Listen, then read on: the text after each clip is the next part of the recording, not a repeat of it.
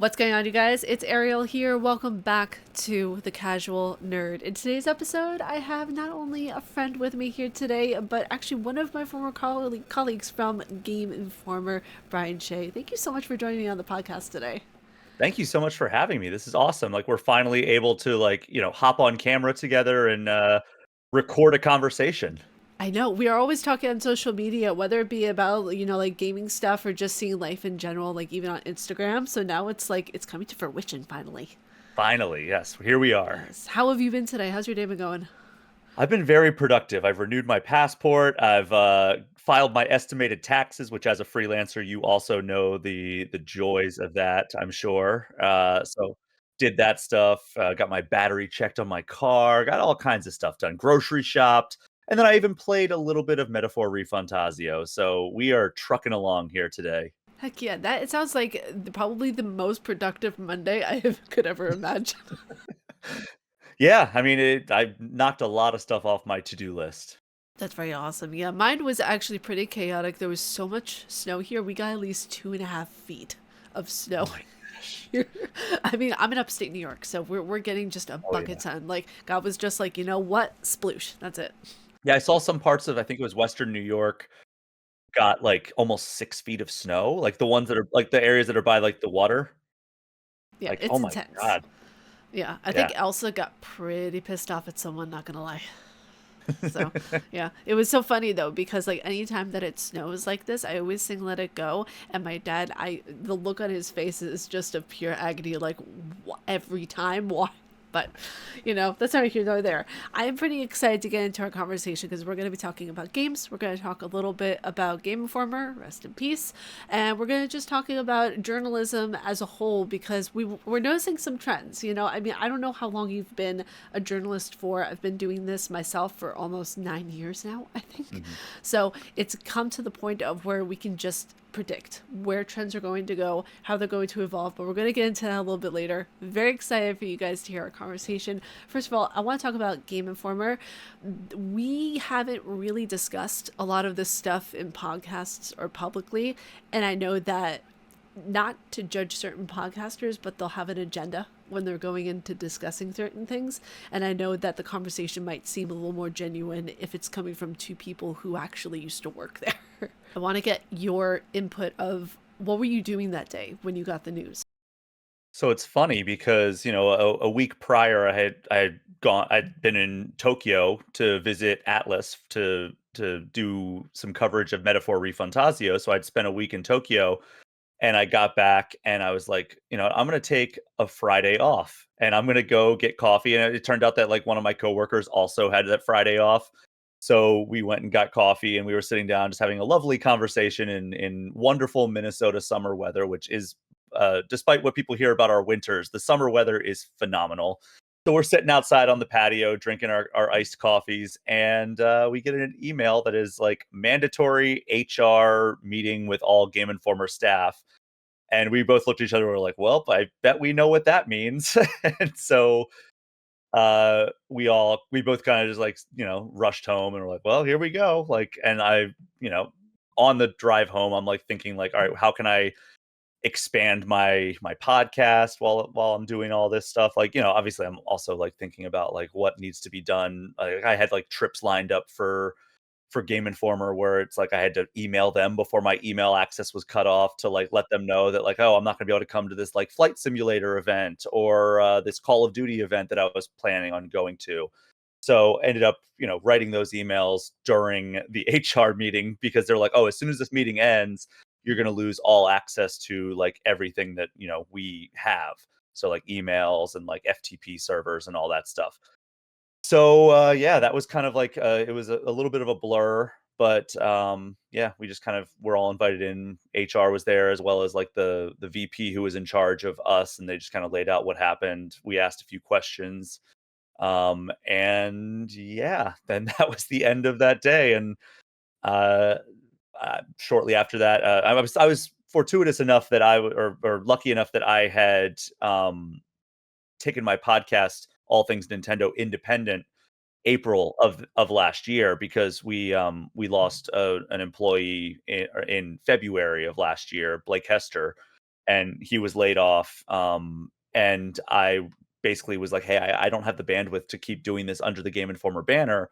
I can do it in my nights and like weekends, but I'm not gonna, do that on like, I'm not gonna. If I'm gonna keep doing it, it's going to be on my own. It's going to be independent. It's going to be something that I can say is mine."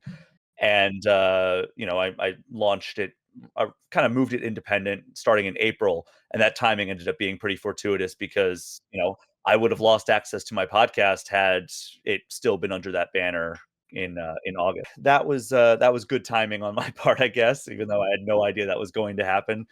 But yeah, then in subsequent months, I've been doing like some contract work. I've done some consulting with different developers, just like telling them what's good and what's not good about some of their games that are coming up, and doing some freelance stuff. I haven't done very much freelance for games journalism because I just hasn't had the right opportunities. But I did work with Tam over at GameStop or GameSpot, geez, Oh, good. Yeah.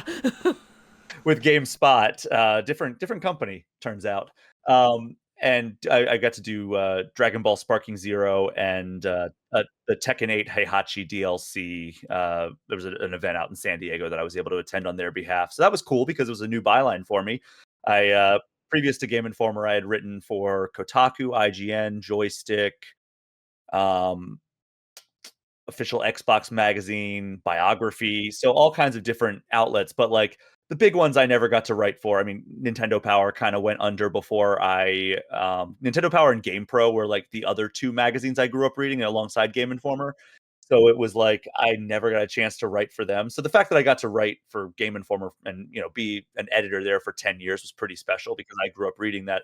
But I was always like, "Man, it would've been cool to get, like, GameSpot and Polygon bylines because I never had a chance to do that." So to get GameSpot crossed off that was pretty cool. Yeah, I do have to say though, and this isn't, I know that people are probably gonna be in the comments, be like, don't kiss up, don't do that. But you're the work and everything that you got to do, and the fact that I didn't get to work with you directly, but the fact that we were colleagues, it was a humbling opportunity because that was my first job in games journalism and in the gaming industry as a whole. So truly, thank you for the work that you did at that company. It really means a lot. Oh, well, thank you for saying that. It was something that was absolutely a labor of love, and we really put our everything into it, every single issue. So, to have talented folks like yourself come and, like, once we were able to do freelance, like, that was the thing that we were constantly fighting for, was the opportunity to have free like, I was constantly pitching Andrew Reiner, our former executive editor, and then he was eventually editor-in-chief. I was constantly, before I was on staff at Game Informer, like, pitching him, like, in his DMs, like, "Hey, can you do freelance yet?" And he's like, "No, we don't have a budget, I'm sorry." But 'cause I always wanted to write for Game Informer. So, once we were finally able to get that, I was so happy that we were able to get, like, folks like yourself, under our masthead and able to contribute amazing work. The way I've kind of said it in the times that I have spoken about it is, like, it was like a gut punch because, like, one, yes, like, I lost my job and, uh, I no longer got to work with all these people that I loved working with, and all these people that I love lost their jobs as well, and that's extra stress in their lives. But two, like, my favorite magazine no longer exists, which was also, like, an extra thing. It's, like, almost like, the feeling when you get like, you get really into a show and then it gets canceled before you get, like, the right resolution or anything like that, and it's just like, man, it's that on top of also being unemployed all of a sudden.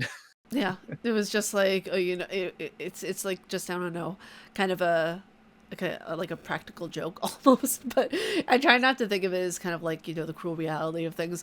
More of it is just like, okay, we have an opportunity to see like where things go in the gaming industry, how things line up, because I think a lot of people who were Game Informer fans still at that point were just like, oh wow, okay, like kind of like the rug was swept even from underneath like the consumer's feet, because there are people who religiously bought those magazines every single time.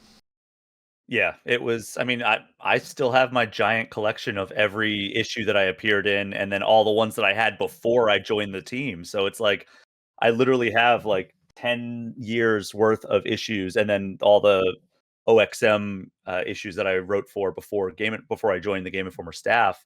And then you can't see it because the camera's facing this way. But on the wall, I have all of my cover stories that I wrote up on the wall and framed. So yeah, I mean, I was as much a fan of Game Informer as I was like, a member of the staff. Yeah. And I think that's lovely whenever it works out like that. I do have to ask though, when during your time at Game Informer, what was your favorite piece that you wrote? Oh man. I'm looking at my cover stories because those are like the obvious answers. Like I really had a great time. My first time ever writing a cover story was I got to go to Tokyo, which was also my first time in Japan. And I got to visit Game Freak, which was like a pinch me moment to like write our Pokemon Sword and Shield cover story back in 2019. Um, so that was incredible. I I loved writing the Sonic Frontiers cover story because like, I got to kind of recount like kind of the history of the Sonic franchise up until then. I mean, obviously, Final Fantasy VII Rebirth was a trip that was also like what dreams are made of. Like, I got to go to Tokyo and spend like basically a week in Square Enix, and there was a point where I was sitting in. I got to sit in a conference room, and it was me with Yoshinori Kitase, Tetsuya Nomura, and Naoki Hamaguchi. So, these absolute legends. Like Yoshinori Kitase is like the director of almost all the Final Fantasy games from like 4 or 5 or whenever he got his start all the way up until like 12 or whatever. And so like including 10, which is my all-time favorite RPG, Tetsuya Nomura, he's been the artist of all those games as well. And then on top of that, he created Kingdom Hearts. And then Naoki Hamaguchi is the director of the Final Fantasy VII Remake trilogy. So it's just like, man, like just sitting there and having 2 hours uninterrupted with them was just like an absolute just honor. And then, of course, the most recent thing where I mean, the piece never saw the light of day under the Game Informer umbrella, but like the Metaphor Refantasio trip that I ended up going on, final trip that I did, was really amazing as well. As I'm a huge Persona fan, so getting to go and eat interesting foods with the director and artist of the Persona and Metaphor games was just incredible. And being able to chat with them in terms of like the pieces that I wrote. I mean, I trying to get like non-cover stories. I wrote a history of the Ninja Turtles video games, which was something that was a really like a dream come true as well. Because like outside of like video games, the Ninja Turtles were like my jam growing up. Like that was like I feel like my first pop culture obsession. And as part of that story, I got to interview the co-creator of the Ninja Turtles. So that was really cool. Yeah, Kevin Eastman. He was great. He sat with me and chatted with me and answered all my questions. He was a really nice guy. Um, and then just, like, opportunities, I don't know if this is really ones that I wrote, but I got to, like, have, like, Chris Pratt, Charlie Day, Seth Rogen, and the directors of the Mario movie on my podcast when the movie was coming out, and I've, like, I got to interview Tom Holland as part of the Uncharted, movie, so that was really cool. Um Yeah, it's just, like, these incredible opportunities. It's like and of course, like, the interview with Tom Holland was, like, taking place right after Spider-Man: No Way Home, so it's like, "Oh, yeah, you're, like, the star of one of the biggest movies of all time, and I'm just, like, staring into your face right now. This is very surreal." Um, Tom Holland is a sweetheart from what I've seen. Like No Way Home is yes. probably my like no joke my favorite Spider-Man movie. Oh, yeah, he's fantastic, and yes, he was very sweet in the short time that I had with him. I mean, I once, like, the questions started flying, it was literally I had 4 minutes, and then it was like, "You're done."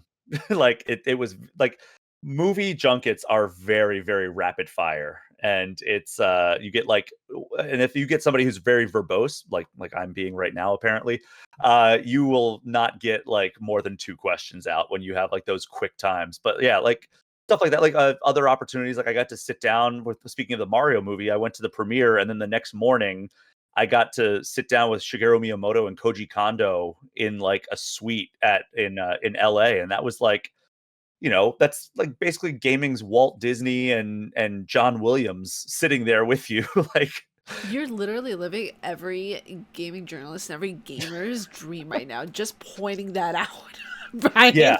I mean, aside from the getting laid off part, yes. So yeah, exactly. No, that we could just scratch that one out. Just no, that's just But no, I mean, like, as far as, like, favorite pieces, like, I got to write, like, a history of Mortal Kombat's fatalities very early on so yeah, it was, like, fun chatting with all those people who are involved with that and, like, learning, like, how they have those meetings to make the fatalities where they're, like, the right sweet spot of, like, okay, it's brutal and it's funny oftentimes, like, it's not, like, too, like, gross out, but, like, basically, like, Ed Boon is like, "If it makes me wince, then I say maybe we've gone too far," and then you rethink it, and then it has to be, like, the kind of the 3 beats where there's, like, one thing happens, then the next thing happens, and then the grand finale is kind of, like, the way that they structure it. So, like, hearing that insight about such an iconic part of the games industry is also, like, a very cool memory.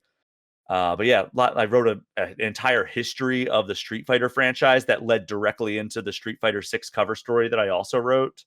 So that was really cool to have, like, 24 pages, I think it was, like, how long that entire chunk of the magazine was, where it was like, here's, like, a 10-page or no, it was 22 pages, I think. So it was, like, 10-page history of the Street Fighter franchise leading directly into a 12-page cover story or something like that's that. so much work. That I can't. Oh my God, I can only imagine like the amount of nights you spent up until like 2 o'clock in the morning trying to finalize certain parts of that.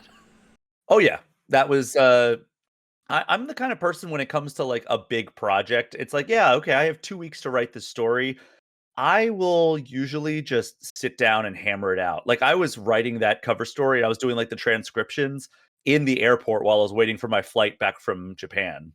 And then, like, on the flight, it's very rare that I'll sleep on a plane, so, like, I will usually play a game related to the game that I'm going out to see.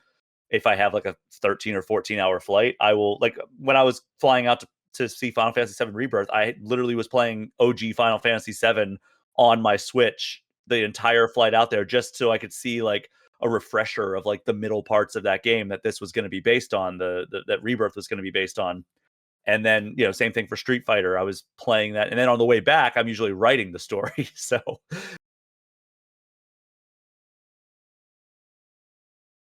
Yeah, it's I completely understand that. Like, it's interesting to hear all these different perspectives and conversations happen because for a lot of people, like, I would assume yourself, and for a lot of those in the gaming industry, I'm considered still a baby in this industry because I started on YouTube and I don't have necessarily the experience. So I mean, whenever I was coming into this industry, I didn't get my first job until like 2023, my like big girl job in the industry.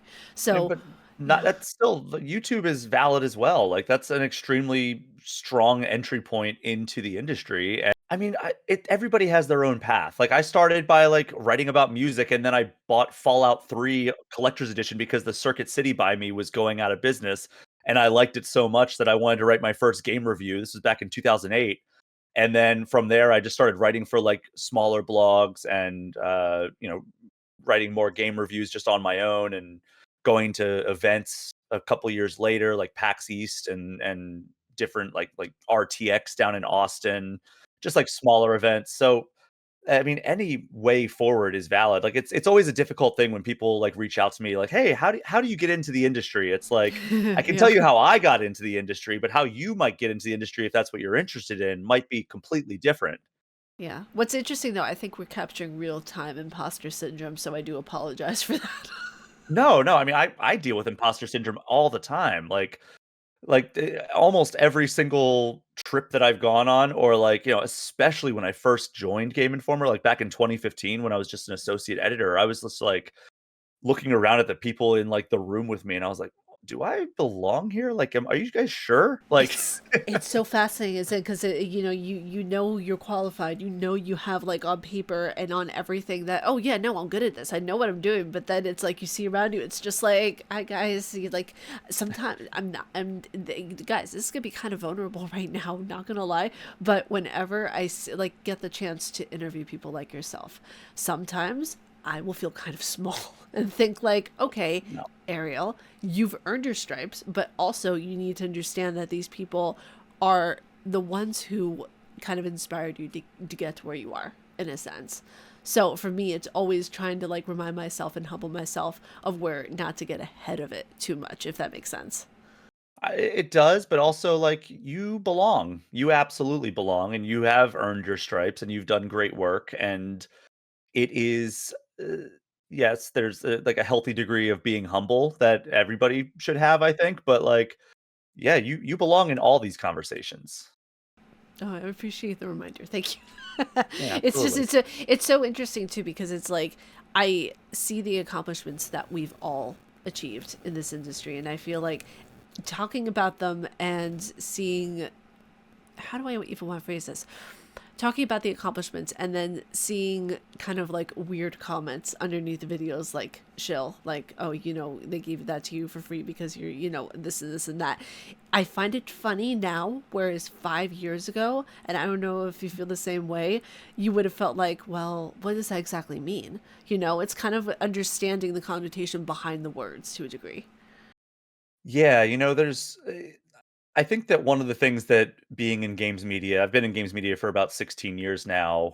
If you go back to like the first reviews that I was writing, and when I first got like kind of just like a staff position on a very tiny blog doing like regular news and review coverage, you develop a thick skin pretty quickly, and you're just like you have to like I fluctuated between like should I read the comments, should I not read the comments, and, there is definitely a sense of dread, especially on YouTube. Like now that I'm not with Game Informer anymore, I've started expanding out my YouTube presence. And it's like every time I go to like that comments tab under like YouTube Studio, I'm just like, all right, let's see what it is. And it's like, because oftentimes it's very positive, but it's like one of those things where it's like you get 100 positive comments, but one negative comment can kind of like make you second guess yourself and give you that imposter syndrome. It just makes it spike like completely when you just have like that one comment, especially if it hits on something that you're like, oh, that one segment or that one video or that one whatever was like not quite as good as I would have liked it to be, but you publish it anyway. And then somebody comments about it, or like you couldn't figure out a technical part of like how to edit this video. And then somebody comments, oh, why didn't you do it this way? And it's just like, oh, that I knew it. And it just like triggers that exact like moment of insecurity that you were feeling that you kind of brushed aside or buried. And it's just like, oh man, you just had to hit that exact nerve, didn't you? So, I mean, I think that yes, my skin has gotten a lot thicker over the course of the years, and especially like once I joined GI, it was like the 2 or 3 months leading up to joining GI. I had the job offer and everything, and they were like, okay, well, we don't want to get you onboarded until like the new year. So like literally yesterday, as we're recording this, what would have been my 10-year anniversary at Game Informer, and so like because of that, they wanted me to wait until the new year started because they had like this long break around the holidays. And they're like, oh, we're not going to have you come in and then like work 2 days and then we'll go on the holiday break. And then, then you'll come back and have forgotten everything. So we'll just have you start like early January. And I remember like just not getting any sleep for like several weeks on end because I was so anxious about it. And I was so like, oh, people are gonna like tear me to shreds when I start this or whatever. So like, or I'm not gonna be good enough, or they're gonna change their mind, stuff like that. So I definitely know where you're coming from with like, that feeling of insecurity. But yes, the comments they can sometimes still be mean, but you get used to them. I think you develop a tolerance to them. Oh yeah, it's kind of funny because I felt that level of anxiety when I when I got hired in Windows Central for the first time back last year in January, and it was so weird because I had never worked officially as like both a journalist and a video editor. So at Game Informer, I was only editing videos whenever they needed stuff done or whatever the cause might have been. But it was so funny to me because I remember lying awake right before I was supposed to start, and already notifications were coming into my phone from my friends, and they were just like, did you start yet? What's going on? And it was at 5 o'clock in the morning. It's like, guys, I haven't slept yet. Like there's no resting right now at all whatsoever. And the first day that I started was one of the busiest days that Windows Central had. And I think if I'm now going to recall on any piece that I think I've written that I think did well was Outlast Trials, because I was the main one in Windows Central to review that game. And I remember the company, Red Barrels, took my line that I wrote from there and put it on their placard. And that Oh, was like, awesome. what? How does that happen? That's great. Yeah, I mean, and when, you get those kind of, like, inclusions and accolades trailers, like, the first time that happens especially, it's just like, "Oh, that's kinda cool to, like, you know, see a trailer and, like, your words that you wrote are up there," and, yeah, that's a fun feeling. Yeah, it is. It's just, it's so fascinating to me because it's like, I don't know if you ever had a review that everyone else dissed the game, but you particularly enjoyed it. Because I remember reviewing Suicide, what was it? No, Kill the Justice League. Yeah, Suicide And Squad for the Justice League. oh, it was so good. I loved it. I really enjoyed it. I gave it a 4 out of 5 when I reviewed it on Windows Central. Everyone ripped me a new one. And I was like, it was good. I don't understand that like it was good for me because Batman finally died and we got a new kind of story being told for, Mm. the Suicide Squad. Yeah, I didn't I'm trying to think of, like, were there any that, like, I was, like, a huge outlier on? Um, hmm, I don't think there were any that, like, really stuck out. I Before Game Informer, I was really not a fan of the first Uncharted game, and I think that I wrote a review for it just for fun, like, after Uncharted 2 came out, I went back and played Uncharted 1, and I was like, "This is a bad game," and people were in such Uncharted is the best ever mode because Uncharted 2 had just come out, which was, like, one of the best ever, like, games at the time. People ripped me apart for my take that, like, Uncharted 1 was, like, a 2 out of 5 game, and yeah, I mean, that game is poorly paced and the levels are tedious and, yeah, but, like, Uncharted 2, I'll even defend 3, but I think 4 is the GOAT, to be honest, and Lost Same, Legacy is yeah. amazing as well. I still It need to doesn't play get enough Lost shine. Legacy. It does not get enough shine. I understand that, like, having Nathan Drake is, like, a big allure to, Uncharted fans, but, like, the 2 female protagonists of that game, their names are slipping my mind, unfortunately, but they are, I think Chloe is one of them, right? I think so. Um I haven't played it in a hot minute because I played all of the Uncharted games back to back for the first time a couple of years ago. oh, okay. Yeah, Lost Legacy is very, very good, and, I mean, 4 is my favorite, though, in that franchise. Same. Yeah. I mean, I liked one. Two was my least favorite out of all of them. Really? I could Wow. not stand two. The pacing of it was bad. The mechanics were awful. The way that it was done was just in a way that was not conducive to the storyline at all. So for me, and like in the final boss battle, I laughed so hard at the final boss battle because I was like, this is just silly right now. Wasn't it just, like, the guy in, like, oh my god, am I confusing my Uncharted boss battles where he's, like, in kinda like that jungle arena kind of. Yes. Yeah. Yeah, he was just like the big purple dude who was just angry all the time. Yeah, it wasn't a good boss battle. Like, Uncharted was never, like, known for its boss battles, I will say that. What's interesting though is that they really tidied up the story. Naughty Dog during the fourth game, I feel like understood the assignment more so Mhm. than in the first, and that's what it's meant to do. Like we saw the rough drafts along the way, and then we saw four, and we're like, wow, this is incredible. Like that was the first time, and I'm not sure a lot of people know this, but it was the first time that when they were utilizing the how do you want to phrase it, the machinery and everything from the PS4, that was the first time you didn't have a fade to black as a way for like the machine to process what was Oh. going on. So we saw for the first time like in real time technology advancing with that game, and I think that's so cool. And Naughty Dog's always kinda been at the forefront of it. Like, look at how they really just wrung all the power that they could get out of the PS3 with The Last of Us. Oh my god, it was so Like, good. the first Last of Us still looks great, even if you're not even talking about the remaster or the remake or any of that. Like, if you just look at PS3 The Last of Us, it's still a good looking game, which is crazy. And actually, I have a little bit of a secret though. I didn't start anything PlayStation related until a couple of years ago. Hey, I mean, everybody has their consoles that they have. I mean, there's people who listen to my Nintendo podcast that are like, "Oh, I didn't play Nintendo until, like, Switch," and I'm like, "That's valid." Like, everybody I'm not a fan of, like, people who will, like, get on you for like, oh, I didn't play. Like I didn't play. I loved my Super Nintendo. I didn't play an RPG until Pokemon Blue came out in 1998, and Final Fantasy X was my second RPG. So I missed all of the amazing RPGs that the Super Nintendo and the PS1 had to offer. I mean, I dabbled a little bit in like I had a Legend of Dragoon demo disc that I played a lot, and I was like, that's cool. But like, it was really like Pokemon and Final Fantasy X that got me into RPGs. And like, yeah, okay, that means now that I've been playing RPGs for like over a quarter century, and that's a long time.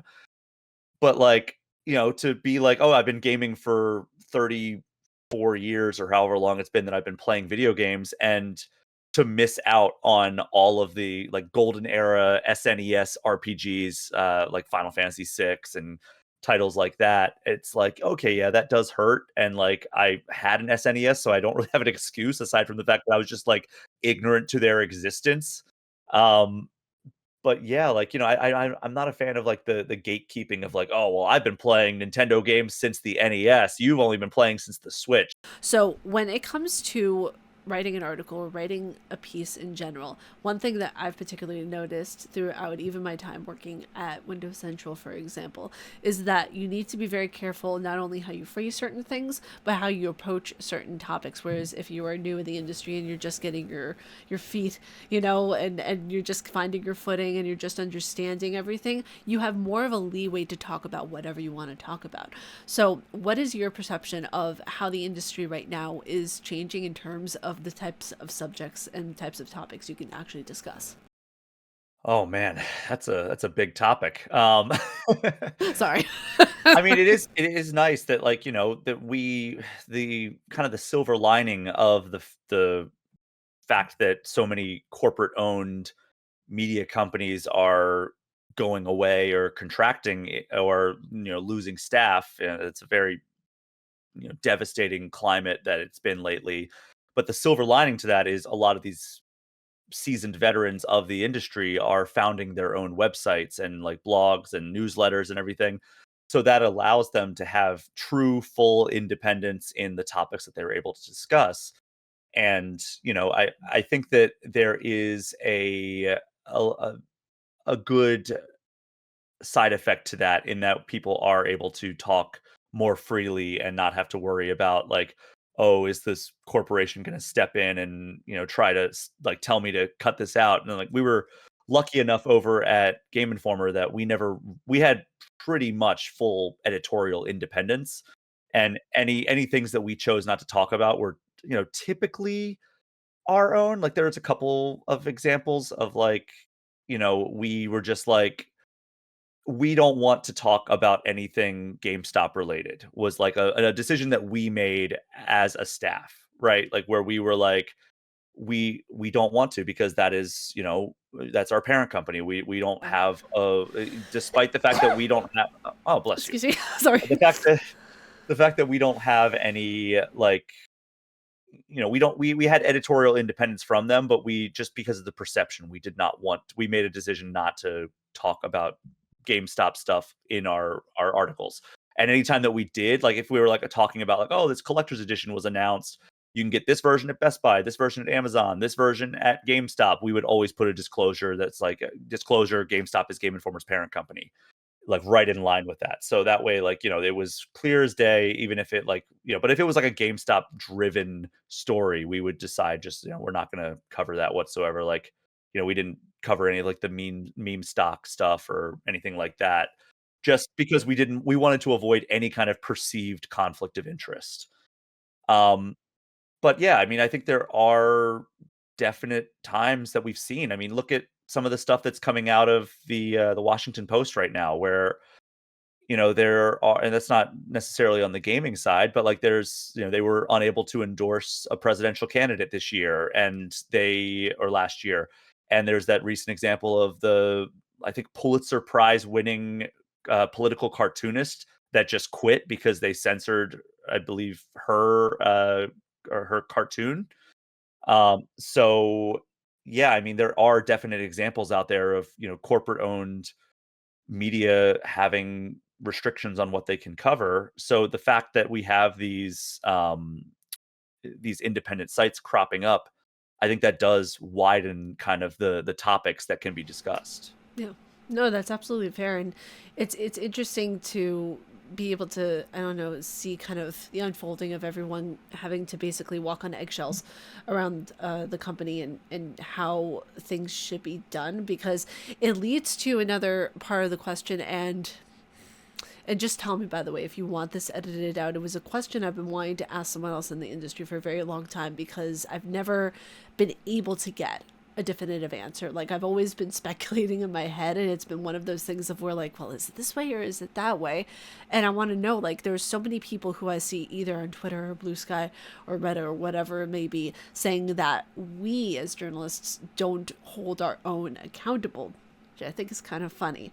And I want to know what you think of this, because anytime that I see people talking about, like, whether it's a game that we liked that the majority did not like, or if it's a game that we didn't like the majority did like, that we don't hold our own journalist friends responsible for opinions or outcomes or perceived things that are going on. What is your opinion of that? I think that it's perfectly acceptable to have a different opinion than everybody else. Like, we have had different opinions at Game Informer when it comes to certain games. And I think that you liking Suicide Squad Kill the Justice League is perfectly valid, right? Like, it wasn't for me, it wasn't for a lot of critics, it would seem, and it wasn't for a lot of other folks who, either didn't play the game because we saw the player count kind of plummeted, or they bought it and they didn't like it. But there were people who enjoyed that game, yourself included. And, it's the same thing. Like, I've had other journalists on to my podcast to talk about games that they didn't like, but other people did enjoy. And it's like, yeah, I understand. Like, Breath of the Wild is my favorite game of all time. But I get it. Like, it's not for everybody. Some people are going to not like that game. And, like, there are things that I think that people should be held accountable for, but I don't think that, like, having a different opinion than other people, especially when it comes to, like, a game review, is necessarily something that should be in that realm, unless there's, like, a flat out, like, "Oh, yeah, this was, like, my best friend developed this game, and everybody else gave it a 3 out of 10, and I'm gonna give it a 10 out of 10." It's like, but those examples, I didn't even wanna give, like, that type of hypothetical, because it just gives kind of that fuel to the fire that that stuff is commonplace. Like, there's always this, like, this kind of, like, suspicion that always feels floating around there that, like, that games companies are just, like, throwing money at us to give good reviews, and it's like, that has never happened ever in my 16 years of, like, people approaching me to, like, ask, like, "Hey, can we give you good money to, like, or can we give you money to give a good review?" And I've seen it where it's like,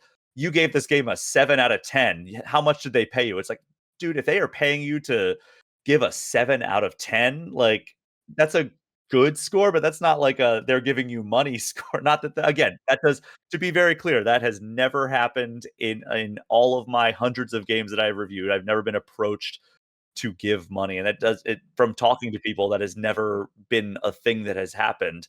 But there's always, like, this weird suspicion that people hang over folks that, like, "Oh, well, they were obviously paid for this good review," and it's just not the way it works. It's interesting you bring that up, because the first AAA game I ever got sent to me was Forspoken, and Mm. I loved it. There were things, obviously, that I thought, oh, they were misplaced, they were wrong, and I had my critiques of the game, but overall, I had so much fun with it. And so many people thought that I was being bought by Square Enix. It was absolutely ridiculous, because I did playthrough of it on my YouTube channel, and it was so funny to me, because it's like, genuinely, like, she is a New Yorker, like, I'm a New York, like, I found commonalities with the character, and I feel like Mhm. that's why a lot of people like to yuck on people's yums, to a degree, because they want to find a reason to be passionate about something.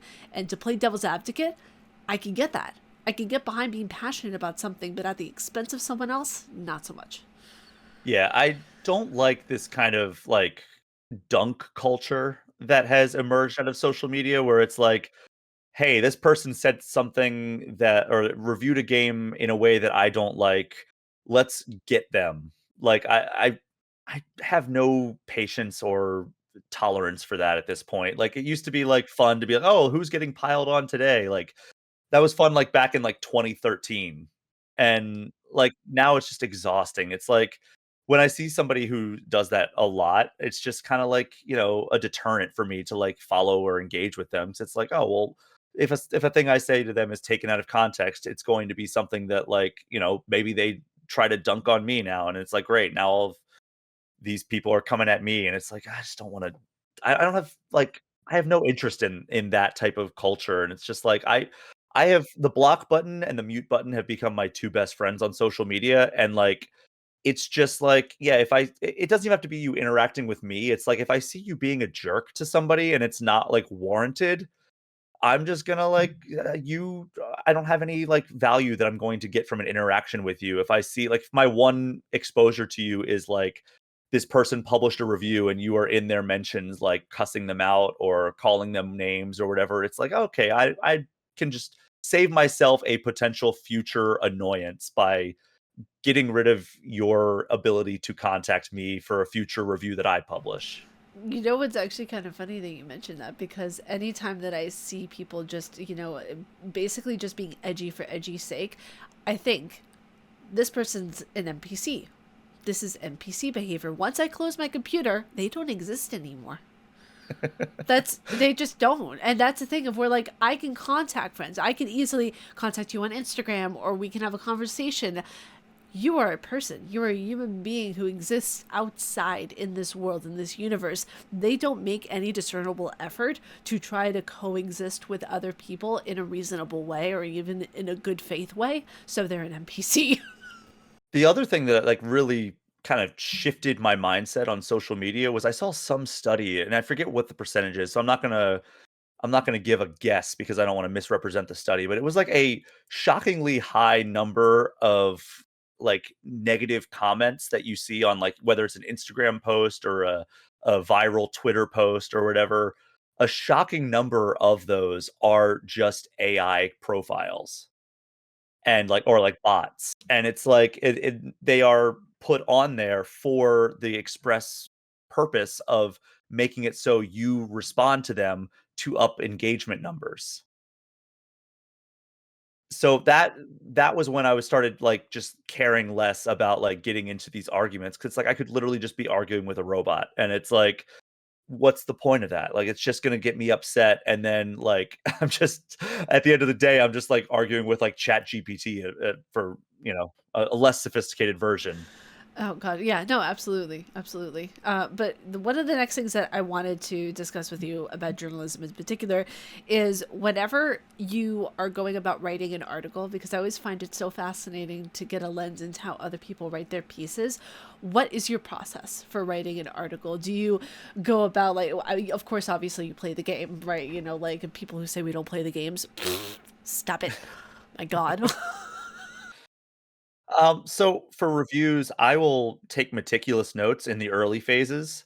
Also cover stories, like when I was writing like large features, like I was able to record my entire play session of I played 12 hours of Metaphor when I was out there, and so much of it is like unusable because I would be like playing it and I would just be stopping like every like few minutes to take notes. I have like I wanna say, like, 15 pages worth of handwritten notes from, like, that session, and Wait, you do it handwritten notes too?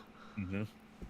I've been doing handwritten notes for years. I love it. When I'm writing a review, it's taking meticulous notes. When I'm playing a game for, like, a cover story or a preview, I'm just taking meticulous notes, or if I'm in a, preview presentation from, like, a developer giving a presentation about, like, what is, like, the new feature of their game or whatever, I'm just writing all that stuff down. I, record interviews, on my phone. I used to have, like, a dedicated device, and I'm like, "Why am I doing this? I can just record it on my phone. It's one less thing to have to carry around." And then like if I'm if I'm like deep enough into a game, I'll start like jotting down like my thoughts like in like paragraph form if it's a review where I'm just like I'll be like, okay, I have really strong feelings about like the combat system in this. So I will start like jotting it down and that'll just be like a very, very early draft of that section of the review. And then I will tweak it as I go. And then also like I already talked about kind of how I do like larger previews, but like I will usually try to sit down and do it in as few sittings as possible. And like sometimes, oftentimes, it's just one sitting where I will just do it all the way through. And there are certain times where it's like, okay, I've been writing for 12 hours now. My brain is fried. I need to take a break. And it's funny because like the thing that I've learned is that like when I do my best thinking either when I'm working out or when I'm in the shower.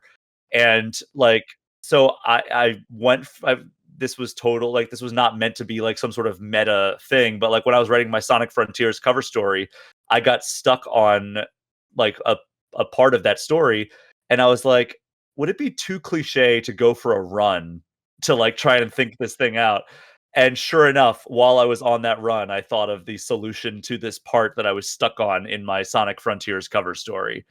So yeah, turns out Sonic knows what he's doing. Um but yeah, like it's kind of like I will try and get through it in like one sitting because like I feel that like once like I get the flow working, like, it just starts pouring out of me. Whereas, like, if I like, "Okay, I'm gonna write half of this story now, and then I'll write half of it tomorrow." Tomorrow might not be, like, a good brain day in terms of, like, being able to write stuff, like, effectively. There are so many times where I've woken up and I'm like, "Okay, I have this, and this to write," and, like, I'll get out of bed and, like, start, like, doing my day, and then, like, I'll sit down to write, and I'll be like, "Uh-oh, this is not a good writing day," like, my brain is not forming sentences well, and yeah, I'll either have to like just like brute force it or try and like warm up my brain in other ways, whether that be like just other activities until like I the writer's block subsides.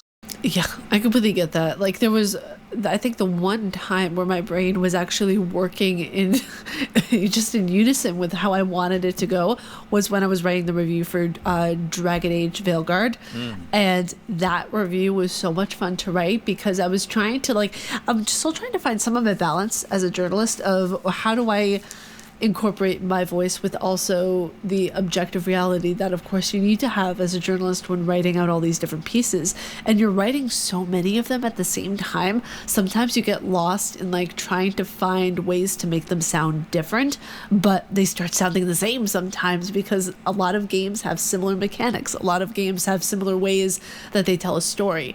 So it's like, do I act poetic in certain instances? How do I go about like a sentence or two? So it's definitely about finding that balance too of how do I phrase something that way it sounds different from the last time I said the exact same thing.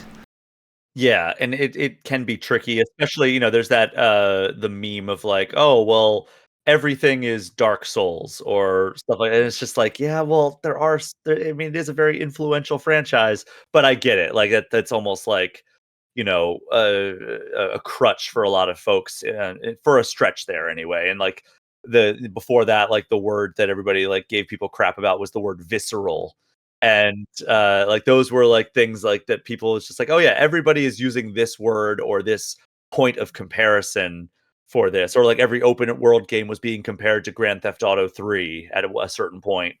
And it's like, yeah, okay, this was like the game that revolutionized that category of games, but there's ways around that. So yeah, I definitely have struggled with that as well, where it's like, okay, I just talked about this game or a different game in this same way that I'm trying to write this. And it's like, okay, I need to differentiate this a little bit. Cause at the end of the day, you are a person who is creating this writing, and you are going to have ways that you frame things naturally in your head, and that there's words that you use that maybe like are going to appear in all of your reviews because it's just a word that you like in your writing, or it's a word that comes to you as like a descriptor for a certain thing. But yeah, like that struggle of like trying to make it sound like not a retread of a review that you've written in the past, or another article you've written in the past. What is your common word that you use? Because there's a phrase that I tend to use a lot is chaotically beautiful or morbidly beautiful. Okay. I use maybe more in like my speaking. It's like words like phenomenal, or like I know that I say like, oh, 100%, like when somebody says like "Oh, this is the way it is, right?" I'm like, "Oh, 100%." Like, I say that all the time on my podcast and stuff like that. I think I've gotten better about, like, using the same phrases and words in my writing, but yeah, I'm sure that, like, it's also been a while since I've sat down and actually like, written a piece because, I only did that GameSpot preview trip, and then I haven't really done much writing. I've done some copywriting for a company, but that's a different style of writing. Um, so I'm sure there are things that I'm forgetting that, I just haven't I've been out of practice in terms of like writing like games media criticism type of stuff. But yeah, I bet if I went back and looked at like my pieces I was writing in like June and July, it's like, oh yeah, I use this word all the time. So when it comes to your pieces and when it came to a lot of the reviews that you did, what was the one review that when you went back to it, you were like, huh, this was really negative? Like, there were some pieces of mine that I look back on and I think, wow, that was really, I gave this game a bad review. I mean, there's some that I can look back and say that was extremely negative, and I can say it deserved it. Like, shoot, We'll what's go with the that angle instead because I feel like there are some games that honestly, like, that's just the way that you feel when you're playing the game, genuinely. yeah, God, what is the it was a Connect game. Um, I'm looking up what it was, and let's see, it was Steel Battalion Heavy Armor. Oh, I've heard of that one. And I'm looking up. Okay, so I this watchmojo.com listicle. Well, it's not even a listicle, it's just a list. Ranks that as the number one worst Connect game. Even though I've heard Hulk Hogan's main event is pretty terrible as well, which checks out given how Hulk Hogan is. But Steel Battalion Heavy Armor, Steel Battalion, I don't know if you're familiar with the original Steel Battalion game. It was very famous for having this massive, like, custom controller that you had to buy that had, like, I think it was like something like 64 buttons and switches, and it was meant to emulate the feeling of actually controlling a real tank. And, like, That so you had, like, or like a mech or something, it was something like that. And so Steel Battalion Heavy Armor was like, "Well, what if we did the same thing, but no buttons and switches whatsoever? It's just 100% you just waving your hands." And it was just downright broken. Like, it was like the antithesis for, like the Wii was like the thesis for, like, motion controls have a place in video games. Steel Battalion Heavy Armor for Kinect was like the antithesis of, like, motion controls should be here. Oh no. It was so bad. I remember there was one point where, like, you did something and, like, you're in, like, this military battalion, and you do something, like, you blew up, like, the target with your tank, and, like, the guy in your team looks over and he puts his fist out for, like, a fist bump, and no matter how much I'm going like this with my fist, like, it's just not registering, and I'm just and then, like, there's this moment where he just, like, after he's, like, there for a while and, like, nothing happens, he just goes, "Oh, okay, never mind." And it's just like, No. I was doing it, I was trying. But yeah, I remember I gave that a 1 out of 5 for the website that I was running at the time, and then, like, later on, I learned that you could go to a half star out of so it would be a half out of 5, and I was like, "Oh, well, had I known that our system was capable of that, I would have I would have given it a half." Oof, oh god, I feel like that just adds insult to injury. And the 2 worst reviews I think I gave at Game Informer, because that was my years prior to Game Informer. There was an isometric Ghostbusters game that was like, it was released to coincide with the what was it, 2016, like, kinda reboot that wasn't particularly popular, and they decided that it was the one that didn't have, like, any of, like, the old school Ghostbusters characters. Oh, I know which one you're talking about. Yes. So they did one, they're like, "Well, what if we took, like, this storyline and didn't even have the characters that we were rebooting it with the movie already, and instead we had people who were, like, trainees, and they were inspired by this new, like, group of Ghostbusters." And on top of that, it was, like, so monotonous and, like, not very good. And then the other one that I think was my other lowest was a Bubsy game. And that I think came out in 2017. It was like something with the Woolies was like the name. I don't remember what the full name was, but it was something Woolies was in it, and I was like, this is very, very bad. Yeah, And it's fun. It's always interesting to go back to the ones that are the ones that you kind of like least like the most, because it just goes to show that not all games are meant for every single person. I feel like it's very. It would be odd to find someone who liked both like a racing game and then Breath of the Wild, but then also in the same vein like horror. It could happen. I'm not denying that, but that would be very unlikely. so I just looked up the game on Wikipedia, and I am quoted on the Wikipedia. It says Brian Shea of Game Informer panned the game, calling it an unnecessary resuscitation. Because that franchise was dead in the water. An Let's see, unnecessary resisting.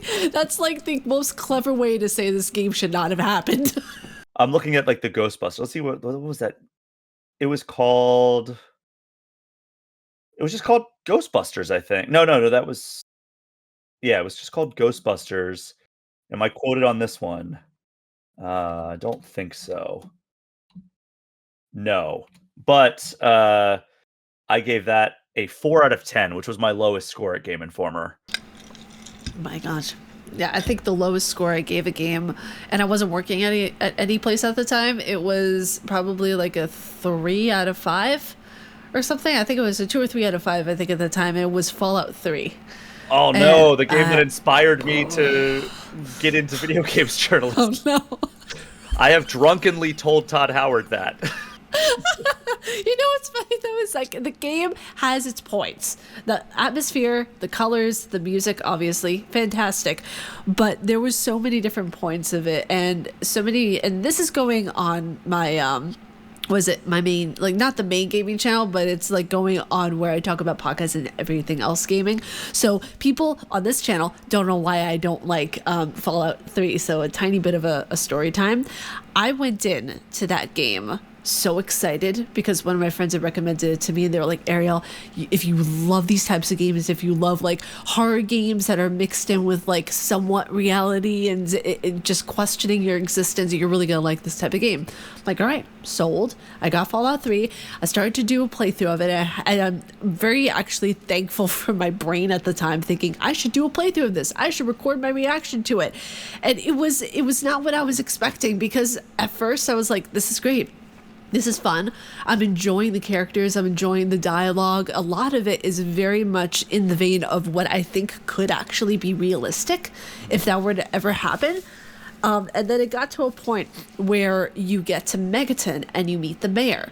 And then you see this pimp guy who wants to basically like sell out the entirety of the area. And he said, you're going to get a lot of caps for this, sonny boy.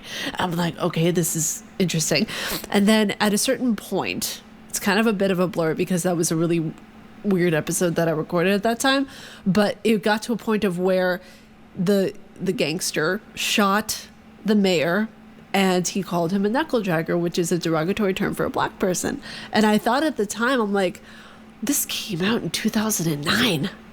This was when I was in high school.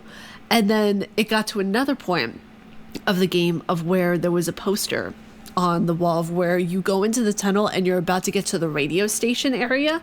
And that was also a pretty neat area because I thought, okay, the atmosphere of this section is so cool. Like there's such good characters in this area. And you see the poster inside the tunnel that says, where will you be when the Holocaust comes? I'm Jewish. So that for me was really, it was it was very interesting seeing that. And and the look on your face is just like, oh no, oh no, oh no. Oh boy. And then there was also the Chinese failsafe program. Yes. Where it was just, I was just shocked by that at the least. And then there were several bugs that I was showing people in the review that I captured. And that was the point of where I was just fully honest with the review. I did not hold back. I was just completely like, you know what? I'm going to say what I mean what I say with this review. And that was the first time I almost got doxxed. Oh boy. Yes. It was fun.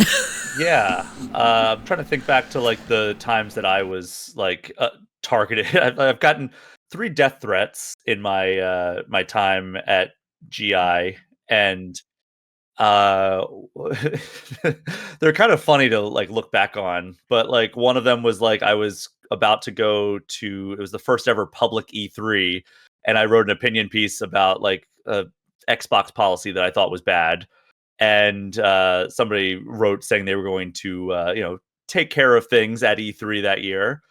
Um, and then another one was after the reveal of Smash Ultimate.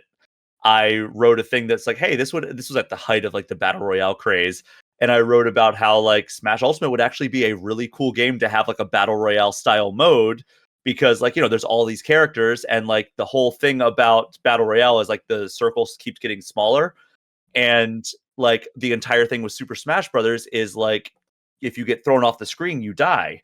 So like keep having the screen zooming in slowly as like the players are dropping off and like start with like a huge number of players and then drop off until there's one person remaining. And that was also a death threat that I got emailed me. And then another one, I don't like they didn't tell me what I did wrong. So I reviewed Yoshi's Crafted World. And I think I gave it an 8.25 out of 10. And I just got an email linking to it that just said, "You're going to die for this." And I'm like, what did I do? They didn't say I scored it too high or too low. They just told me. And that's where kind of like the thick skin comes into play, where you're just like, you can't do anything but laugh. You're just like, okay. This is like, oh, this is just adorable. This is okay. That's all you gotta do is just give that person head pats they sorely needed, apparently. And I think it's so interesting to me because like there are games that I love that gave, like you said, like you were inspired by Fallout 3. That's what started, your journey into games journalism. Mine was The Evil Within, and that was one of the first pieces that I wrote on a friend's website. And I was like, whoa, this is cool. Like reviewing games is really, really fun. I like this a lot. Both Bethesda published games. I do. Yeah. Yeah, it's very interesting to see what is I was about to say accomplishable. That's not a word, Ariel. But no, what can be accomplished when you just sit down and you think about how you not necessarily thought about a game, but the experience that you have with it. Because you can write down your thoughts on anything, but experiencing something and actually kind of going through the article like you would a journal entry, I think is so beneficial. Yeah. And just kind of getting your thoughts out. Like the entire thing, like the first draft isn't about getting it right. It's about getting it like down, Like that is such an important thing. Like so many people, especially when they're first starting out, are trying to get their first draft to be as perfect as possible. And it's like that's the well, if you just get your thoughts down on a piece of paper or digital paper, it's going to be so beneficial because you just have to have it out there and like your thoughts are no longer just jumbled up in your head bouncing around, like they're actually out there. And then you can, reread it, pick it apart from there and, carve it into the sculpture that you want it to be. Whereas like, if you are trying to, carve this sculpture as you go, as opposed to like, getting the block that you're trying to carve like in the right general shape, it's a lot harder to like just start from a square instead of starting with something that's in the general shape of the sculpture you're trying to make. Exactly. And this actually goes perfectly into the next topic. I don't know how we keep managing to do this well, but it's going swimmingly. Aside from the blue screen. Yeah, exactly, right? What would be your best advice for those who are in the industry, who are trying their damnedest to get noticed by companies, or people who want to get into the industry to be a journalist? Well, I mean, the first thing is like, go in with the expectation that it is a very difficult time for the industry right now. And even those people who are well established have struggles at this moment. I would say there's probably fewer than 100 full-time games journalism positions in the world at this point. I mean, maybe, English speaking games journalists, because there's also like a lot of positions in Japan and a lot of other languages. But if you are an English speaker, you probably have a very small like pool of positions. So like always keep your eyes open for roles. But the biggest thing I would say is to just like write. Like find whether it's like for yourself, if you're just getting started, like write for yourself. Like don't even publish it. Like if you don't want to, like You can, like, I think there's value in have like building a portfolio. But if you are just like, hey, I want to write a review, I don't think I'm very good at it yet, but I want to try it out. Just write it in Microsoft Word. And like, if you want to try to write like it's a magazine style, like find a style that you like in terms of like the format, give yourself a character count and try to stick to that character count, like within reason. And if you just want to write for web, like that's another style that you have to take into account. If you want to write like scripts for like YouTube, that's another thing that like, just do it and try and find that voice, because finding your voice so like it sounds like you and not like you trying to emulate somebody else is a really big thing. Because where do you get your writing style from? It's going to be a combination of other stuff you've read and your own voice. So you want to make it so that yes, there's going to be inspiration that you take from other people's writing, but you ultimately want it to be your own. So finding your voice and honing in on that is of the utmost importance. But also, read other people's work.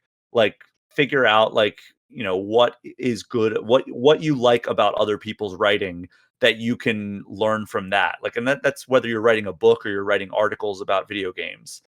And people will always cite like, oh, I bet if you asked George R. R. Martin that like who his inspirations were, I bet he would say like, Tolkien and all these other like fantasy authors and everything. And I'm sure he like grew up reading all of those authors, and then he kind of took the voice that's in his head and combined it with all these inspirations to form the voice that we read in all these books that we're never going to read the final book in.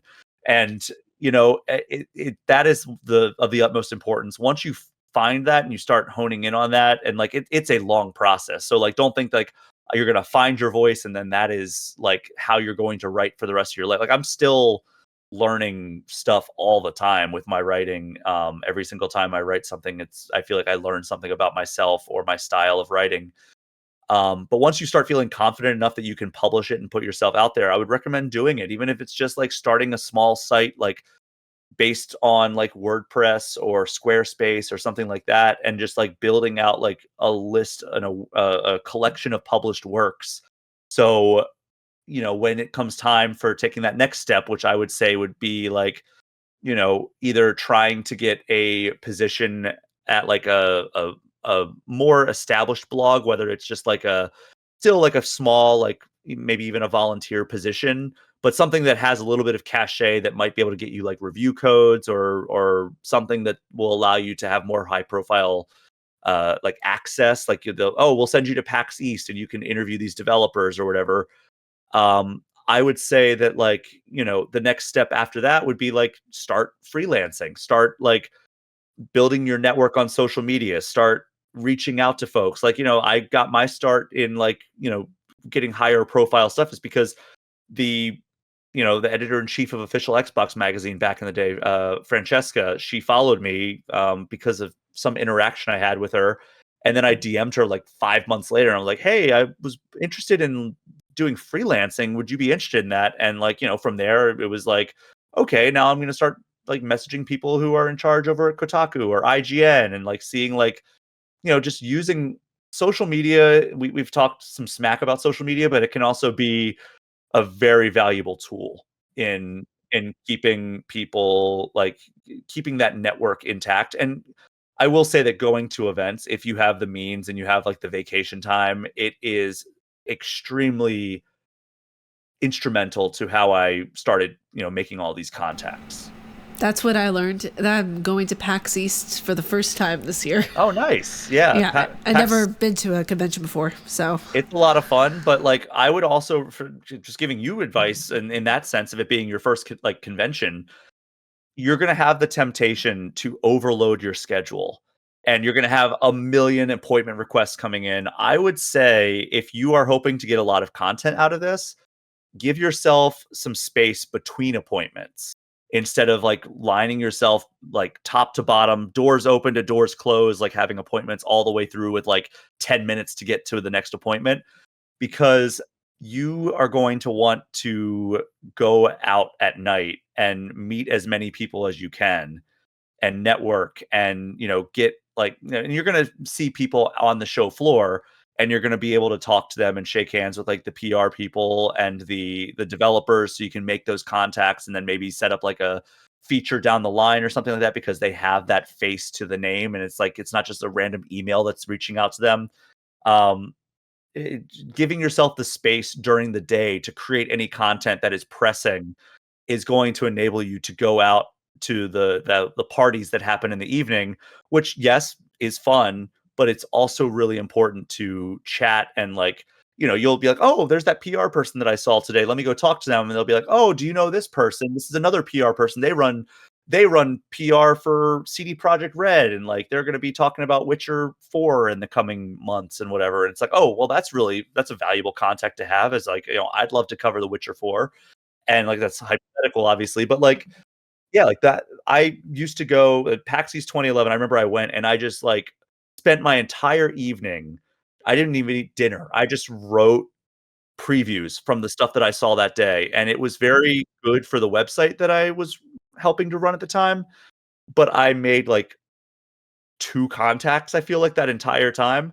I slowly started shifting, like, where it's like, "Okay, well, here is, like, I need to do all the appointments and spend my entire evening creating content," to, like, slow shift to, like, yeah, networking is extremely important in this industry, and to, getting these opportunities down the road for content and, like, being able to, like, reach out and be like, "Hey, we met at PAX East 2011 at the Warner Brothers party," or whatever. I know you rep this game. I would love to do an interview with the developer of this game." And then there's a much better chance that they're going to be like, "Oh yeah, I remember Ariel from that party that we saw. We met briefly and said hi, and, like, they seem very cool, and, like, yeah, let's try and line up an interview." It's so much. You have your foot in the door with that communication. See, and that's it goes such a long way too to already like be somewhat established as well, because when you were going back to the beginning of our conversation of what we were talking about, it's valid which way, like every way that you enter the industry is valid, and I feel like since I've already had so many different just amazing opportunities that I'm so grateful for that I've been able to get to be a part of, they're going to see that also as a part of kind of what your repertoire is about, what you're kind of like what you already have in your toolbox to a degree, because it goes so much. And I cannot stress this, and this is a piece of advice that I would give now personally for people: be a good human being to Oh, yeah. others. Be a good human being, because no, like the industry is huge, yes, but it's also very small. Very Everyone knows interconnected. everyone. Yeah. And that's the thing too of where, like, I remember when I posted just a random tweet, expressing my excitement for Dragon Age Veilguard and saying like, "Oh, I would love to get the chance to review this." And Rihanna, absolutely love her. Shout out to her. She sent like kind of a comment down in my what was it, the thread that I did, and she said, "Oh, vouch," and she tagged one of the people who worked at EA, and I was able to get a review code to be able to do something for EA at that point, and that was probably one of the most eye-opening experiences to me, of where it was so incredibly humbling. It was so incredibly wonderful to get the opportunity to even just get to do that in the first place, because I don't work for even though I do like freelance momentarily for Windows Central. At the time I was just doing YouTube content. I didn't work for a company at the time or anything like that. So for me, it was like, whoa, I built up enough credit, and you guys can build up enough credit too, enough kindness, enough of your repertoire where people know you and they're willing to vouch for you based on what you have shown them. And people will remember how you make them feel. And I think that, this is a small industry. Like you said, like, it's a huge industry, but it's also a very small industry in the sense that, like, a lot of people know each other. And if garner a reputation for being difficult to work with or just an outright jerk, like, that's not gonna reflect well on you. And, like, I know people who have burnt bridges because they just felt the need to be a certain kind of way, and it's unfortunate because, some of those people are talented or they're passionate or whatever, but, like, we're all trying to coexist in this space. And, like, I think a lot of people forget that, like, everybody, I was gonna say pretty much everybody, but, like, everybody who works in games comes to it because they love games.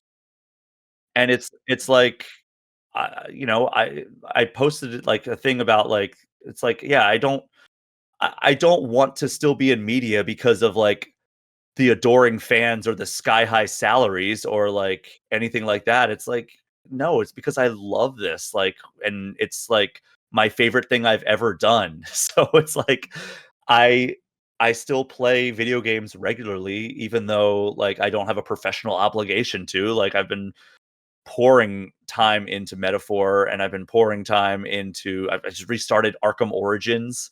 That's pretty fun. Because 'cause I've actually never gotten all the way through that one. I've played Arkham Asylum, Arkham City, and Arkham Knight, like, multiple times each, but I've started Arkham Origins, like, 3 times, and I've never gotten all the way through.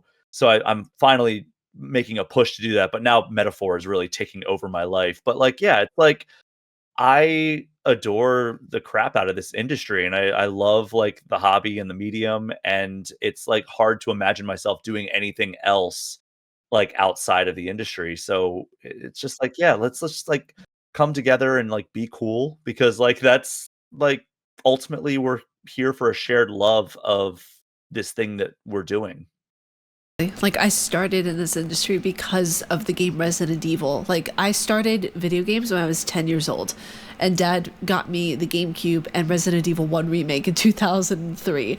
And he stayed with me. He was like, "This is a violent game. I want to make sure you're understanding stuff. If you have questions, ask me." And I remember specifically hearing the fire crackling in the fireplace, and I was like, "How are they doing that?" Like my 10-year-old brain couldn't wrap around the idea that like Jill Valentine's shoes are making those like steps. How are they doing that in the game? And it was just I wanted to know everything about how a game was made. And for me, like that's where it started. And I have that to thank, for basically, giving my career.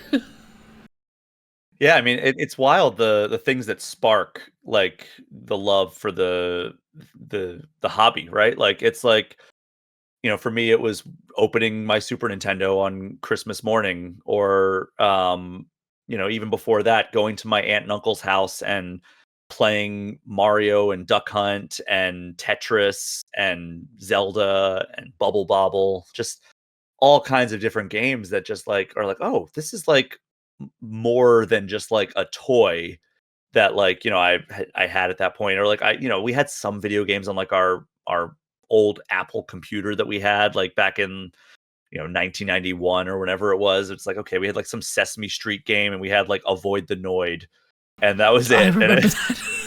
And it's like, yeah, like those don't compare to like Super Mario Brothers, like the original Super Mario Brothers or Mario 2 or any of those. It's just like, man, this is like a different world.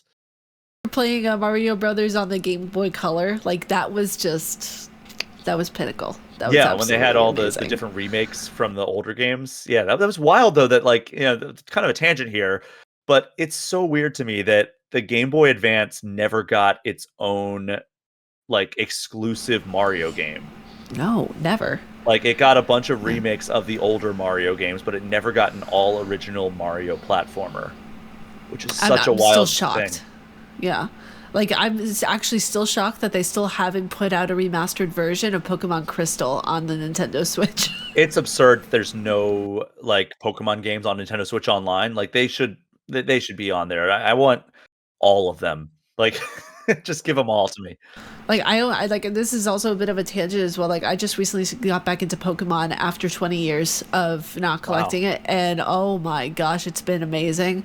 Like I found my Pokemon Crystal Game Boy game, and I'm so tempted to get an analog so I can play that thing again because it's calling me. Like it's just there like Ariel. Like it's there, and I don't know what, like whenever you started playing video games, what was the one that you were just as a kid like, this is the one that I'm playing on repeat over and over? Probably Super Mario World. But, like, Super Mario World so I've told the story on my podcast several times, but, like, my dad used to travel a lot for work, and, so I would only really have him there, like, he would get home Thursday night, and then he would leave, like, I think Sunday evening, and it was just, like, different cities that he would travel to for his job. He was a computer consultant, and when he would come home, though, we would bond over playing multiplayer Super Nintendo games. So it started off Super Mario World, and then it evolved into Super Mario Kart, and we would play like the Grand Prix. One of my favorite memories is like it was a school night. I was in bed. It was like midnight, and my dad woke me up to tell me that he beat Rainbow Road on 150cc. That is fantastic. And then Donkey Kong Country was like the next one that was like really big for us, like playing multiplayer on that. So yeah, I mean, it was probably those games back then, but like, Super Mario 64 after that, Ocarina of Time, like those games were ones. But like in terms of like the games that I still to this day play on repeat, it's usually like the first generation of Pokemon games, so like Blue, Red, and Yellow, and Final Fantasy X. I will play that pretty much every 2 years. I'll do a replay of Final Fantasy X, and like I'd say Ocarina of Time to a slightly lesser extent to those two. Very nice. That's really cool though, because like those games always will have a place in our hearts. I mean, I think it's just because, I think what you grew up in the 80s or the 90s? I was born in the late 80s, so mostly grew up in the 90s. Okay, so I was born in 92. Whenever I was playing through GameCube games and Game Boy Advanced and all that, I was primarily going through Resident Evil, Wind Waker, and Scooby-Doo Night of 100 Frights. Oh, wow. There's always like that It's random like- one that people like had that they just like played constantly. And it's like, why did I have this random game in my collection? It's so good though. I trying don't to think know of- what it was about that game, but it was so good for its time. Or like the games that like I would rent just because they looked cool. And then it's like, you look back now and it's like, oh, this game was terrible. But like I got so much enjoyment out of like that weekend that I had that game. Yeah. Exactly. What about, do you remember Blood Rain? That was amazing. I never played it, but I remember all the ads for it, like in all the magazines and like the local game stores that I would go to. Oh man, I remember specifically that my mom was like, "There's boobs in this game. Like, what are you like? Are you sure you want to play the?" And my dad was like, "She's fighting Nazi zombies. It's perfect. It's fine." I'm just like, "Oh no!" And I couldn't even play the game because we didn't have the right graphic system in our computer yet. And that was just when that started to happen in the early 2000s. That was me with Battlefield 2. I remember I got that and it was PC only. And I got Battlefield 2, so excited to play it, and then it would just like boot to a black screen, and I was so upset about it. And yeah, I just didn't have a powerful enough computer for it. Yeah, it always came up with like the loading screen of where you had the hope that it would load the game the entire way through, and it was just like, no, I'm sorry, you don't have this. I'm like, okay, fine. That was me with know? PS2 because I would just get it would be like, am I going to get the disc read error? Nope, got through it this time, but maybe next time I won't be able to play this game because I'll get disc read error. I went through like 4 PS2s and I went through 7 Xbox 360s. Oh no. And not a single one of them was Red Ring. Every single one of them was a different problem. And the weirdest one was it stopped having the ability to display the color blue. And everything that was blue would just display as like static. So like it looked like when you would turn to a TV that doesn't have any signal and it was just like that like gray static. So I remember I started up like I think it was Mercenaries 2 on Xbox 360 and I got it from GameFly and it was like, all right, I've heard like this game's pretty cool and I fired up and it starts off you're in a boat like in the middle of like a sea and the sea is just like static colored and I'm just like what is wrong with this? And then I went to another game and it was the same story and I'm like, "Oh, it's an Xbox problem." Okay. And so whenever it comes to different games that you've played over the span of your lifetime, what is the game that shocked you the most at how much you just enjoyed it? Shocked me the most. I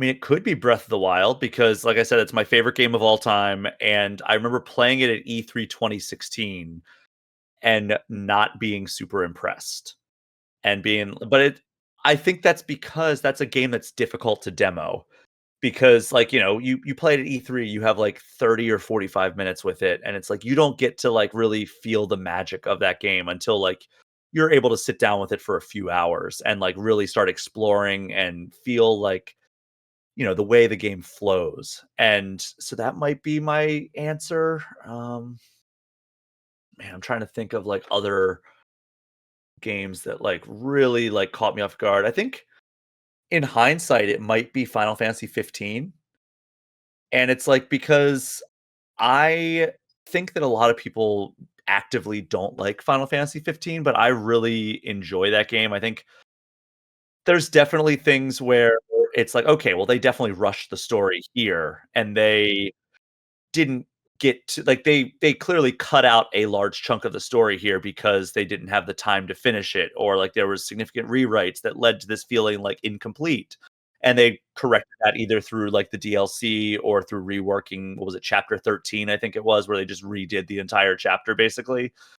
Um, but like I love that story. I think that there is value in that, the fact that it's just like 4 dudes that are like really close friends and like they're going on a road trip, and it felt like a genuine like male bonding without like any kind of like toxicity between them. It was just like, here are like 4 guys from completely different backgrounds, and like they're just lifelong friends going on a road trip, and I really enjoyed that aspect of it. It was something that like it felt unlike anything that I've played in a while, in that, like, it felt like these were genuine friends going on a trip together in, like, a fantastical setting, sure, but, like, it felt real in that way. Yeah, no, I completely get that. And actually, oddly enough, that was the first Final Fantasy game I ever played, and I really fell in love with that one. Like the story, I underestimated just how good Square Enix is at making me cry. Like it Oh my is. god, the ending of that game, ugh. Oh, I don't. Oh, no. You see, no, it's too soon. It's way too soon. And it is a It's. shame. It's a shame that, Hajime Tabata was kinda, like, seemingly pushed out shortly thereafter. He was the guy who basically saved Final Fantasy 15. And he did a great job with it, and all my interactions with him were extremely positive. He seemed like a really like great guy. I obviously never worked with him like in terms of like being a developer, so like I don't know how he was like behind the scenes, but he seemed like he was a really great guy, and like he would have been a good guy to work with. And I think that the end product, especially the fact that he came in to kind of like help get it across the finish line, uh, it turned out really well. And I remember that anniversary stream that they did, where it was positioned as though like this is an anniversary celebration. I forget if it was like 3 years ago, Final Fantasy 15 came out, and the announcements were Tabata's leaving Square Enix and all the DLC is canceled. And it's like, wow, what a great anniversary stream, guys. That is the worst way to go about an anniversary stream. That's awful. It was the worst anniversary stream in gaming history. And I remember just like all the tweets were like, what? We were expecting announcements. Like, I guess they're getting announcements, but like they were expecting like good announcements, not like, hey, the director who put this game out is leaving the company, and also all the DLC except the one that was done is canceled. Oh my god, I can't. That's heartbreaking. Honestly, that is. I can't imagine like at the time being a fan seeing that. It's like what? Why? Why? That I mean, the marketing of that game was extremely mishandled. Like I remember they also did a thing where they, I think it was 15, where they did a live stream and like they revealed like the release date was like November 14th, and like they had like a slot machine kind of thing where it's like this slot machine was like the year landed, and then it was like 14, and then it was like November, and then it's like landed on November 14th or whatever the date was. And then the slot machine, after it stopped, it went forward 2 months to like August or September 14th. So like it faked out everybody that was coming out in November. It's like, oh, it's actually sooner than you think. And then after that, like it got delayed by a couple of months. I So it I was like, wasn't around for that period. I got into it. I think what 4 years ago at this point. But whenever I did not see like the whole like fiasco that they had. That is unbelievable. Actually, that's I'm, confusing. I'm trying to find like the announcement, but it was just hilarious that they were like they faked out like, oh, it's actually okay. I found it. And yeah, so it lands it ends with like, okay, 2016, yes, it stopped there, and then it stops at 30th, and then they're waiting for the month to finalize, and it's like, all right, it's landing on, oh my gosh, this took forever. November 30th, 2016, and everybody cheers. And then it breaks and it goes up to September 30th, 2016, and everybody's like, "Oh, it's earlier than we thought." And then like a couple weeks later they delayed it back to like that. Yeah, oh god, 2016. That was the year I graduated from college. Now that I think about it, oh my god, I feel old. It's so funny that it actually ended up releasing the original date that they announced, which was they said November 30th, 2016, and then it went up to September 30th, 2016, and then they delayed it to November 29th, 2016. So they faked just out keep and it then at the original date. Just that's fine. Just keep it at the original date. That's okay. That's cool. Don't worry about it. One of my favorite mishaps. I actually made a video. I don't know where the video went, where like the ticker went back to November 30th. But I don't know where. I think I put it on my Twitter, and then like that all got lost to the ages. God, that's, you know what? These are like just little moments of just PR madness that just make everything fun. Yeah. Oh man, I do have to say, like, one of the final questions that I want to get into it with you is whenever it comes to writing articles or looking at a game that has done really, really well, either, you know, with Game Informer or with any other outlet, what is the one game that you expected to get a higher score than it actually did? Oh man. I mean, I think I expected it. I was not the person who reviewed it, and I understand this person's criticisms of it. But a recent example that comes to mind was Final Fantasy VII Rebirth. You know, based on what I played on the, you know, I only had played like I think 15 hours, and I was like, this is exactly what I wanted from this game. And it was my game of the year last year, so like I was very high on that game. But like, you know, I think we gave it like an 8.25 when I was just like, that's a good score, but like I was expecting like this would be like in like the mid nines of like how much I was enjoying it. But then I got later on it because, you know, like I said, at that point I'd only played like 15 hours of it, and then like as I got later on, I was like, okay, I understand the criticisms, like the open world and the story and all this stuff, but like I still really loved that game.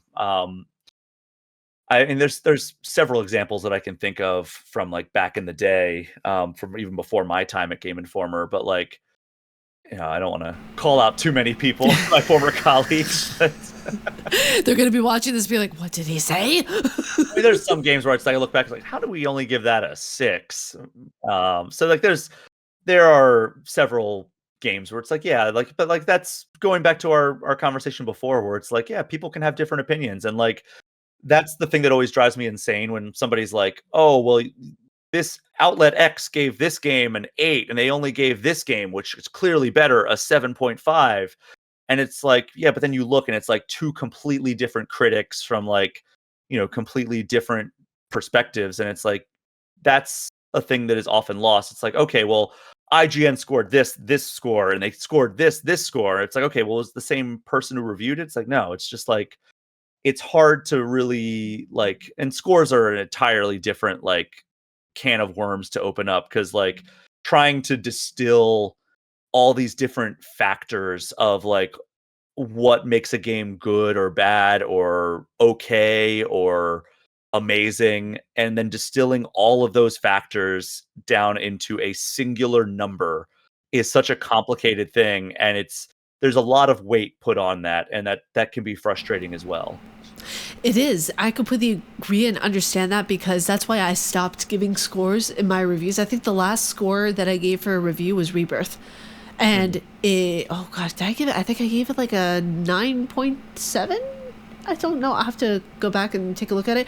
But it was so interesting to me to see like so many people focusing on the score instead of the contents of the review itself. And it's like, so many people need to just focus on the review and the voice, like like how it's being presented instead. That's why it's just like scores can be so, in my opinion at least, so damaging to how the journalist is trying to portray things, even if they're portraying something in a positive light and they're portraying something that is in good faith and something that is a healthy argument. If they give it like a 7.5 and they have positive points, those positive points get overlooked entirely because of the score that they gave it, which is unfair.